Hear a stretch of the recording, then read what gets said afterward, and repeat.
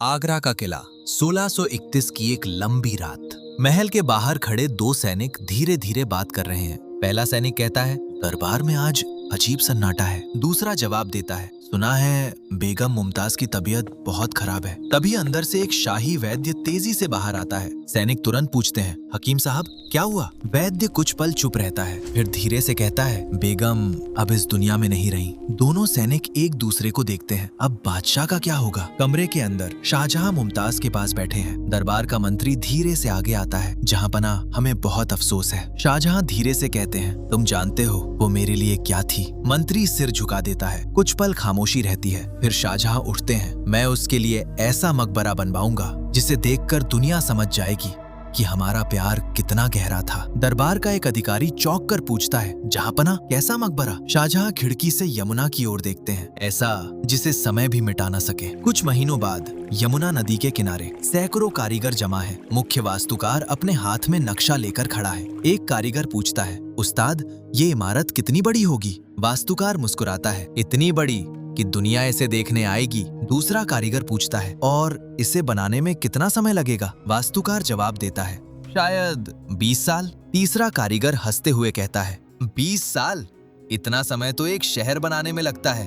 वास्तुकार गंभीर हो जाता है, ये सिर्फ इमारत नहीं है, ये एक वादा है। काम शुरू हो जाता है। पत्थर तराशे जा रहे हैं। एक मजदूर दूसरे से कहता है, इतना भारी संगमरमर कहाँ से आया? दूसरा जवाब देता है, राजस्थान से। तीसरा आदमी कहता है, सुना है कीमती पत्थर दूर दूर देशों से आ रहे हैं। एक बूढ़ा कारीगर धीरे से बोलता है, इतनी मेहनत सिर्फ प्यार की याद के लिए। साल गुजरते जाते हैं। एक दिन वास्तुकार अधूरी इमारत को देख रहा है। एक कारीगर उसके पास आता है, उस्ताद चारों मीनारें थोड़ी बाहर की ओर झुकी क्यों हैं? वास्तुकार जवाब देता है, अगर कभी भूकंप आए तो मीनारें बाहर गिरेंगी, मुख्य मकबरे पर नहीं। कारीगर हैरान होकर कहता है, आपने सब सोच रखा है। वास्तुकार हल्की मुस्कान देता है, इसे परफेक्ट होना ही चाहिए। कुछ साल बाद ताजमहल लगभग तैयार है। एक यात्री उसे देखकर कहता है, क्या ये सच में इंसानों ने बनाया है? उसका दोस्त जवाब देता है, या शायद फरिश्तों ने। लेकिन कहानी यही खत्म नहीं होती। एक रात कुछ मजदूर ताजमहल के नीचे बने गलियारों में काम कर रहे हैं।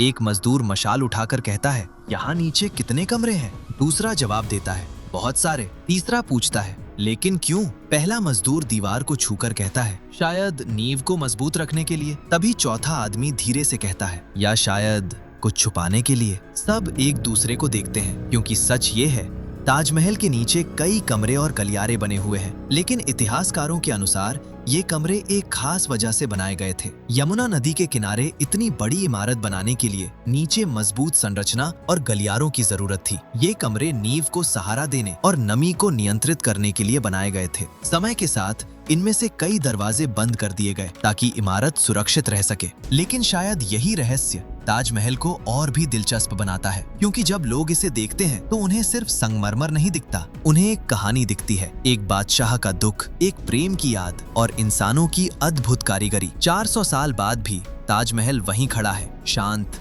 भव्य और हमेशा की तरह रहस्यमय। लेकिन इतिहास में एक और कहानी मिलती है। कहते हैं शाहजहां अपने लिए एक और ताजमहल बनवाना चाहते थे, एक काला ताजमहल। और अगर वो सच होता तो आज दुनिया 2 ताजमहल देख रही होती। शायद अगली कहानी उसी रहस्य से शुरू होगी।